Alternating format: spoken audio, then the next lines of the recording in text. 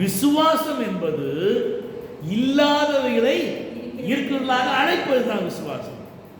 அப்போ உன் கழுத்துல நீ கயிறை போட்டீங்கன்னு பித்தளையை போட்டு ரோல்டு கோல்டு, உமா கோல்டு, அதுக்கு பேர் உமா கோல்டு, இதெல்லாம் போட்டுன்னா கத்த தருவார? அக்கா ரொம்ப நல்லா இருக்கா, போடி இது உமா கோல்டு. தேவையா இதெல்லாம்? அதை காட்டில் ஒண்ணுமே போடாத, வெறும் பிளாஸ்டிக்ல ஒரு இது மாத்திரம் மணி மாத்திரம் போட்டீங்கன்னாக்கா ஒன்றும் இல்லையாக்கா, ஆண்டவர் தருவாருமா, ஆர்டர் பண்ணியிருக்காருமா, வருமா கூட சிரிச்சுட்டு போவாங்க. அடுத்த வாரம் நீங்கள் போட்டு வர நேரத்தில் என்னக்கா அதான்க்கா விசுவாசிக்கணுங்க, அவங்களுக்கு நீங்கள் சுவிசேஷம் சொல்ல ஆரம்பிங்க. அப்போ தேவனுடைய பிள்ளைகளே, அந்த பொன் என்பது விசுவாசத்தை குறிக்கிறது. அப்போ தேவனுடைய பிள்ளைகள் நமக்கு என்ன வேணுங்க?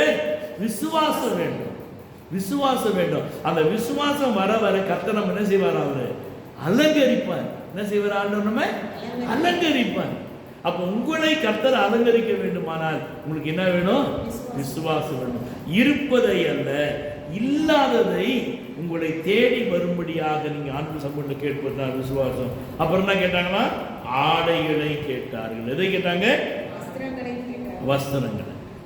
அந்த இஸ்ரவேல் எகிப்தினுடைய வஸ்திரங்கள் மிக நேர்த்தியானது, அழகானது, விலை உயர்ந்தது.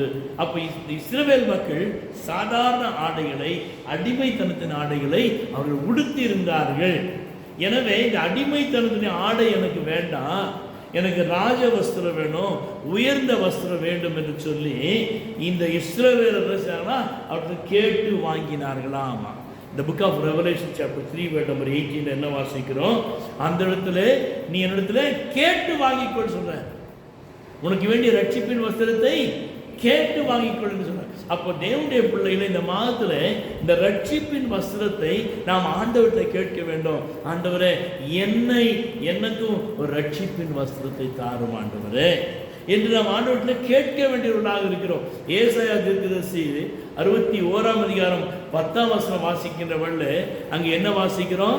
மணவாளன் மணவாட்டியை அலங்கரிப்பது போல கர்த்தர் நம்ம என்ன செய்றார்? அவரு அலங்கரிக்கிறார்.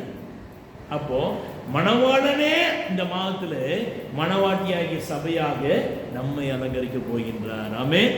அப்ப இந்த மாதத்துல நமக்கு என்னென்னலாம் கிடைக்க போகுது? Very good. ஆமென். கர்த்தர் நிச்சயமா தருவார், எதிர்பார்க்காத இடத்துல இருந்து. அது உலக பிரகாரமாக தருவார். உங்களுக்குள்ளாக என்ன உருவாகணும்? பரிசுத்தம், விசுவாசம், ரட்சிப்பின் வசம். 3 காரியங்கள்: பரிசுத்தம், விசுவாசம், ரட்சிப்பின் வசம். இதை நான் எனக்குள்ளாக நான் பிரயாசப்படுகின்ற வழியில ஆண்டவர் என்ன செய்வாரு? என்னை அந்த வெள்ளினாலும் பொன்னினாலும் ரட்சிப்பின் நேர்த்தியான வஸ்திரத்தினாலும் அவர் என்னை அவர் அலங்கரிப்பார், கேட்டதை தருவார்.